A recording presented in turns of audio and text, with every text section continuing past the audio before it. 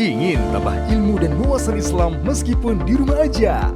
Yuk like dan follow fanpage terbaru Buya Yahya Official. Sebar seluas-luasnya agar semakin banyak yang mendapatkan manfaatnya.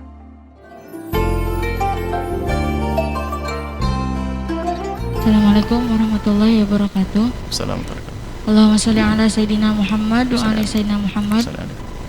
Afan izin bertanya Buya, apakah bacaan 300 di dalam sholat tasbih termasuk rukun dalam sholat tasbih Buya? Karena Afan Buya, di saat sholat tasbih berjamaah, terkadang makmum belum menyelesaikan sholat tasbih, kemudian imam sudah melanjutkan ke rukun setelahnya. Jadi apakah makmum melanjutkan sholat tasbih atau mengejar imamnya Buya? Kemudian apabila mengejar imam, bagaimana cara makmum menyempurnakan tasbih tersebut? Baik. Syukran Buya. Wassalamualaikum warahmatullahi wabarakatuh. Waalaikumsalam.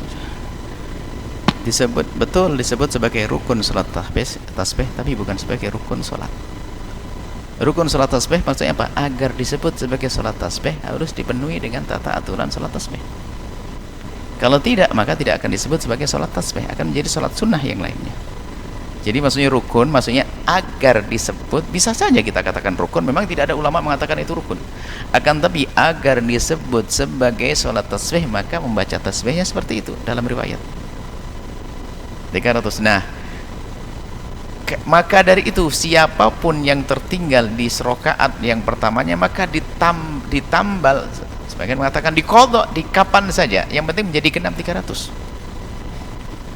Bisa diganti, wah ini apa, ganti yang menjadi 15 jadi 30, istrinya dipenuhi sampai 300. Seperti itu, diupayakan semacam itu untuk disebut sebagai sholat tasbih. Kalau tidak, akan dapatkan pahala dari Allah sebagai sholat yang dengan tasbih banyak. Jadi untuk disebut sebagai tasbih harus memenuhi itu semuanya. Kalau tidak menjadi sholat tasbih, akan menjadi sholat sunat yang diterima. Dan memang hati sholat tasbih ulama berbeda pendapat, sebagian mengingkari, sebagian mengatakan iya. Tapi kita lebih cenderung bersama orang yang mengatakan sholat tasbih. Tentunya masalah keutamaan sholat tasbih adalah tidak bisa mengalahkan sholat qabliyah ba'diyah. Ada sebagian orang tidak sholat ba'diyah isya tapi sholat tasbihan, ini orang keblinger. Sholat ba'diyah isya dulu baru sholat tasbih. Sebab sholat ba'diyah isya pahalanya jauh lebih besar daripada sholat tasbih. Biarpun sholat tasbih beritanya akan diampuni dosamu yang dulu, yang sana kecil gede akan diampuni, tapi sholat qabliyah ba'diyah lebih besar dari itu semuanya. Seperti itu.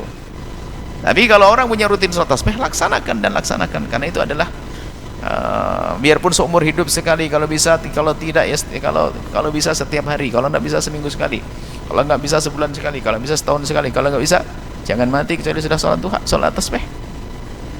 Akan tapi itu pun tidak akan bisa melampaui daripada sholat ba'diyah.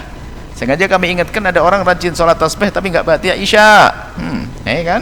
Karena menganggap sholat tasbih lebih banyak, dipikir lebih gede pahalanya. Tidak seperti itu. Wallahu a'lam bishawab.